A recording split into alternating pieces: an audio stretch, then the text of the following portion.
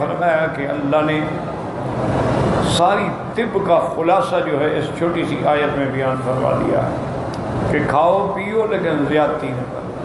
تو جب آدمی اس چیز پر عمل پیرا ہوتا ہے تو الحمدللہ ہمیشہ صحت سے رہتا ہے۔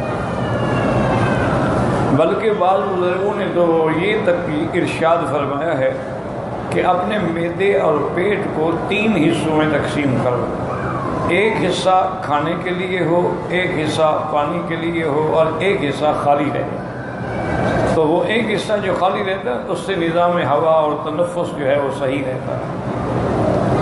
اسی طرح بزرگوں نے یہ بھی فرمایا ہے کہ جب آدمی دوپہر کا کھانا کھاتا ہے تغدا تمدا، اس کے بعد سو جانا چاہیے۔ اس کو اسلام سنت کے مطابق کہتے ہیں قیلولہ، دن کے کھانے کے بعد لیٹنا۔ نیند ضروری نہیں ہوتی، مقصد ہے کہ بس لیٹ جاؤ 10 منٹ 15 منٹ آدھا گھنٹہ جتنا یعنی نیند آ جائے اچھی بات ہے، لیکن نہ آئے ضروری نہیں ہے کہ نیند آئے۔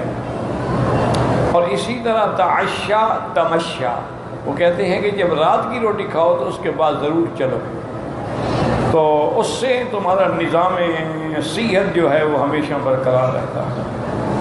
بہت سارے اللہ والوں نے لکھا ہے کہ اگر ہم اپنی زندگی کو اسلامی طرز میں ڈھال لیں تو بڑی بڑی بیماریوں سے بھی بچ جائیں گے اور بڑی بڑی پریشانیوں سے بچ جائیں گے۔ اسلام ہمیں حکم دیتا ہے کہ اچھا لباس پہنو، صفائی اختیار کرو، مسواک کرو، خوشبو لگاؤ، اپنے زیر ناف بال صاف کرو، بغلوں کو صاف کرو، ناخن کاٹا کرو، اور اسی طرح 5 وقت کی نماز جو ہے سکون سے ادا کرو۔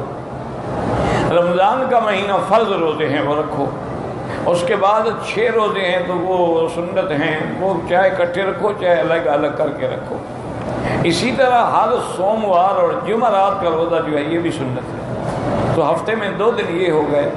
اور اسی طرح لیالی البیض 13 14 15 3 روزے وہ ہو گئے، تو یعنی آپ اندازہ کریں کہ 2 روزے ہفتے میں یعنی مہینے میں 8 ہو گئے، اور وہ مہینے میں 3 ہو گئے، 9 10 11 روزے ہو گئے۔ تو اگر ان پہ عمل کرے اور کھانے پینے میں کھائیں پئیں لیکن زیادتی نہ کریں، حد سے زیادہ نہ کریں، اور جتنا ہو سکے سادہ غذا کھائیں، تو الحمدللہ اگر ان چیزوں پر ہم عمل کر لینا تو اللہ تبارک و تعالیٰ کی رحمت سے صحت عافیت، نہ کسی ڈائٹنگ کی ضرورت پڑے گی، نہ کہیں جم میں جانے کی ضرورت پڑے گی، اور نہ ہمیں جا کر کوئی ایکسرسائز کرنے پڑیں گے۔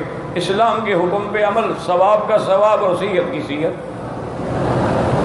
تو اس لیے علماء نے فرمایا ہے کہ اللہ نے جو حکم فرمائے ہیں وہ ہمارے لیے ہدایت بھی ہیں، صحت بھی ہیں، عفت بھی ہیں، عافیت بھی ہیں۔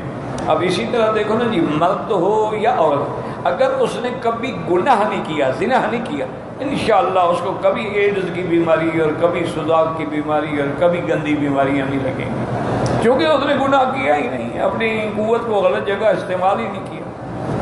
اور اسی طریقے سے انسان جو ہے اگر زبان سے گندی بات نہ کرے، کبھی لڑائی نہیں ہوگی، کبھی جھگڑا نہیں ہوگا، آدمی محبت سے جواب دے، محبت سے بات کرے، بڑے کا احترام کرے، چھوٹے پہ شفقت کرے۔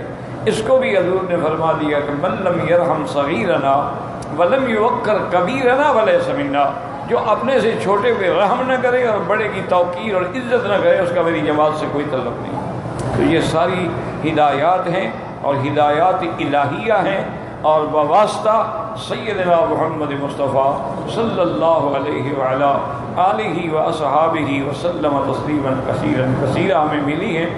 شرط یہ ہے کہ ہم عمل کریں۔